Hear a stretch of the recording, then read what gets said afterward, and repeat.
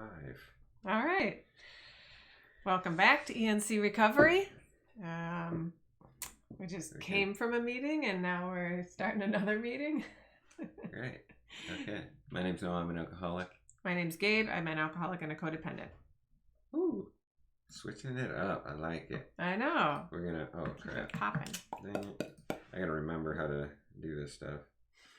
Okay. Oh, no. We gotta start with the Serenity Prayer. Okay. Which I missed it at my meeting, so. Oh, well, then this is perfect. All right. God, grant me the serenity to accept the things I cannot change, the courage to change the things I can, and the wisdom to know the difference. Amen. Great day, a great way to start the day. It is. So we are going to read just for today. Oh, why is it all? I swear, it changes every time. It does. It's different every time. There we go. But it's not a show about technical expertise, so it's okay. Even though I feel like... Okay. Did I switch it? Hopefully that's what they're seeing. Okay. Yeah, there we go. First things first.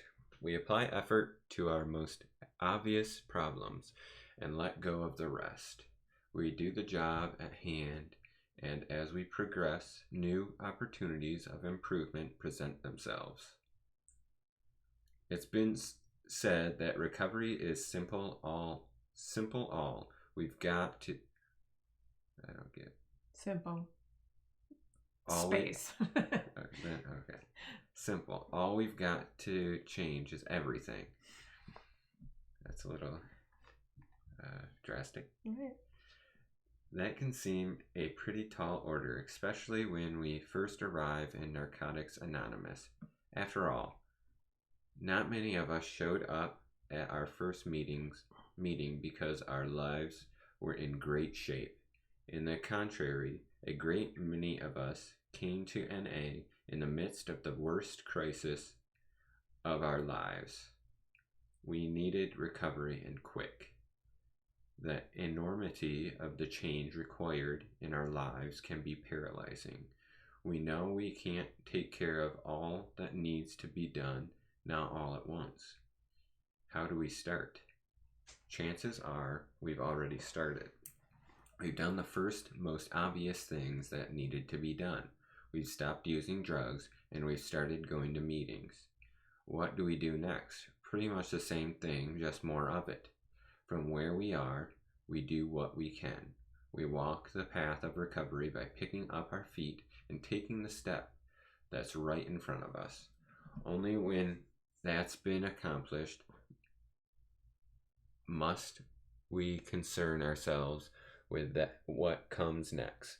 Slowly but surely, we'll find ourselves making progress down the path, visibly drawing closer each day to becoming the kind of person we'd like to be. Just for today, I will walk the path of recovery by taking this step right in front of me. Oops. There we go. There we are. I love that text. I always love a reading in that vein, or a speaker that talks about this, because it's so easy, I think, in recovery and all matters of life to be, oh, Brisby, that's our doggy, looks like a seal there. To be mentally kind of shooting way out in the future to... Looks like a dead dog. He does. Sorry. To where we want to be, the vision of, what I'm going to accomplish, where I'm going to get, things are better now, so I'm going to be just like way out here at this amazing place.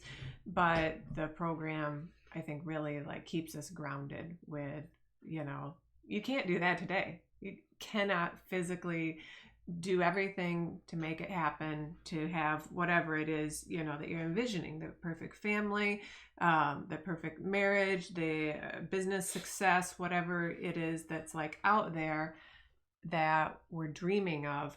I can't have that today. It can be a big thing, I guess, to take in, one of the guys at my meetings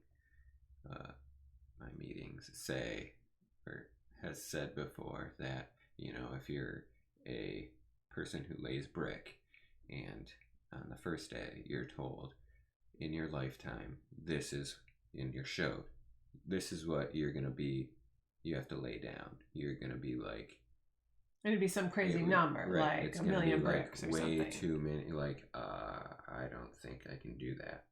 Instead of, don't look at it like that. Just look at, like, okay, this is what I have for today. And it will be a lot easier.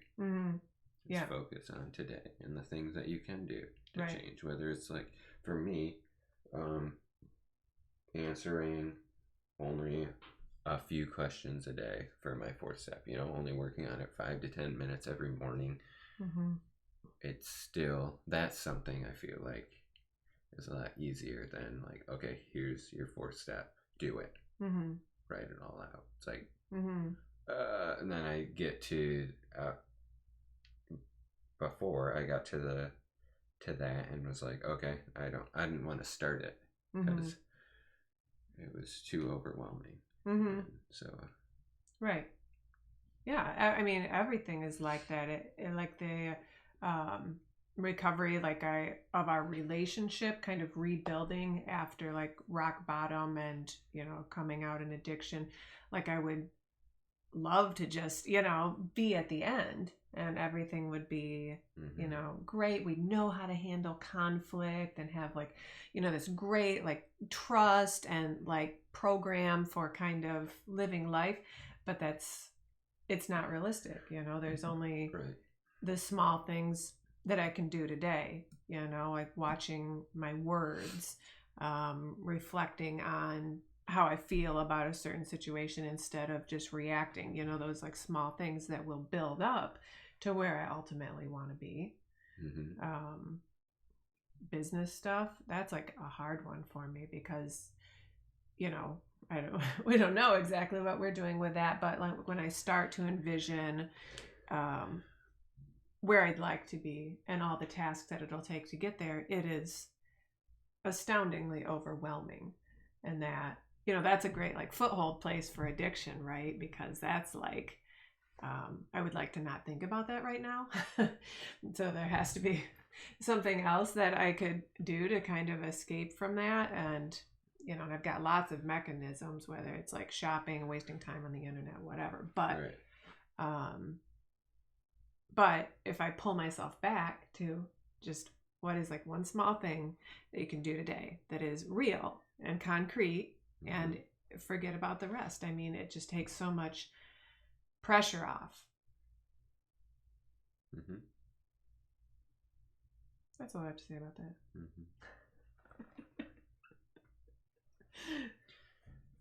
I don't know if you guys know, but I guess this isn't. Gabriel's pregnant. We probably mentioned this. We did last time. Okay. And if you see me standing, I don't know if I was standing in this stream at all, but you can see the amount of tacos that I've been eating. There's my tacos right there. It's very exciting. And even with the baby, it's one day at a time with worrying and praying. And really, that's been a miracle in our life that we're both very thankful for, that we have come out of addiction and trying to get our life back together. But the day, you know, the D-Day and my sobriety day, if we were like, okay, you're gonna have a baby in like a little bit, so you better get healthy, we would both be like freaking out. But I mean, the change is just very, I'm like talking away from the camera. The change is daily, I guess, you know, just small, and it's sometimes you don't see it. Right. Until you look back and look at the bigger picture. You don't it's like that painting that has all those dots. You know, if you Mhm. just put 5 dots, you're not going to be able to tell what the hell he's going to be painting. Mhm. And so, you see, like you wait Mhm. a while. Mhm. After 100 dots or 1,000 dots, you're like, okay, it's starting to come together. Now I can like Yeah. see it. Yeah. But it is hard to have that patience, you know, when you want to know what the picture is. You Right. want to see the picture. Right. Which, that's another problem with addiction. What you can get that high or that drunk just instantly if you want. Mm-hmm. But it's only temporary. And with recovery, it's not temporary. Right. It's so much more lasting. Well, it's a huge trade-off in addiction because I think, you know, you get the high for a minute, you forget about caring about what the big picture is at all. Right. But ultimately, it takes you further and further from, you know, those goals, those places that you want to be. I'm like, you know, into spiritual stuff, so I feel like addiction is like a huge tool for evil or Satan or whatever your kind of belief system is on that, because it's so deceptive. Such a lie that, you know, this is going to make you feel good, it's going to make you forget, and, you know, before long you're so far from that final picture that it's like I can't even touch it, can't even imagine it, you know. Yeah. Sorry, that was like a huge aside, because what I really wanted to talk about was when you were talking about the baby and being in recovery and being pregnant, which is, I mean, like challenging and a little bit scary, but I think about how much more perfect that timing is than, you know, all the other times that we were pregnant and had miscarriages. I mean, we've wanted a baby for a long time, but, you know, being in addiction and workaholism and our relationship being really just not at a functional place to be parents, I don't know. I just think things happen the way that they are meant to happen. Now in recovery, we have, you know, a life, be it in process, that we can offer to a child. And do you want to tell the name? Sure. Because the name is meaningful to me because of, you know, like a child conceived in recovery, you know. You tell them the first name because you kind of thought of that. Okay. Nola Serenity Cruz. We'll let her have your name, baby.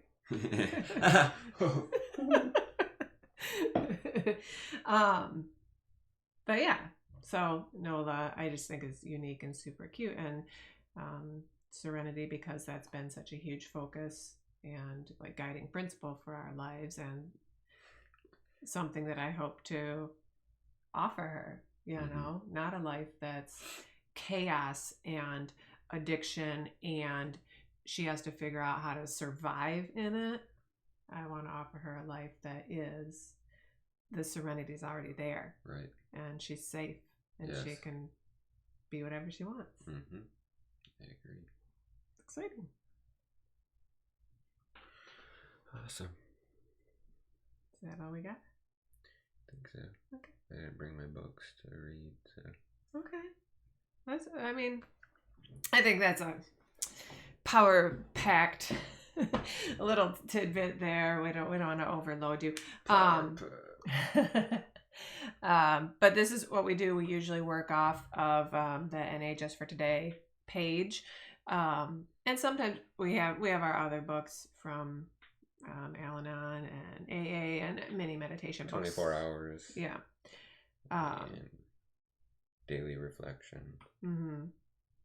That we'll do readings out of. But we're not confined to these topics or these branches of 12-step addiction treatment or whatever. So if there's any topics you'd like to talk about, are curious about, would like to address or bring to the table, then do it. Leave us a comment. Stop by while we're streaming. Right. do we actually do the Lord's Prayer? So we did. Well, I don't know. We have done the Lord's Prayer in some of our previous streams. Mm-hmm. Right. I don't know. Did we do it last time? No, I don't No, think so. we didn't. Okay. So we can do it afterwards. Yeah. Yeah. Well, and leave us a comment. A lot of recovery meetings end with the Lord's Prayer. Not all. We'll start with a serenity prayer. Right. You know? Right. But for some people, this can be triggering. If you've had kind of religious trauma in your life, that can send off a lot of just things, inside. So let us know. Right. Lord's Prayer on stream? Yes? No? Whatever. Maybe so. All right. Have a wonderful day. That's all we got. Bye. Peace out.